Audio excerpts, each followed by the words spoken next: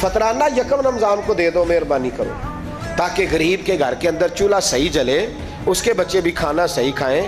میری یہ گزارش ہے کہ اگر آپ نے کسی غریب کی بچی کو کپڑا، لباس اور غریبوں کو کچھ لے کے دینا ہے تو رمضان سے پہلے لے کے دیں، تاکہ درزیوں کا ریٹ کم ہو، وہ کام جو ہے وہ جلدی ہو جائے۔ اور میری گزارش ہے مسلمانوں سے کہ اپنے سارے کام رمضان سے پہلے سمیٹ لو، اتنے قیمتی دن دوبارہ نہیں ملیں گے جو زندگی میں رمضان دوبارہ سے آ رہا، سارے کام پہلے کر لو۔ ہمارے ہاں تو آپ یقین کر لیں، نہ درزی تراویح پڑھتا ہے، نہ کپڑوں والا پڑھتا ہے، نہ کاج بٹن والا پڑھتا ہے، نہ نلکی والا پڑھتا ہے۔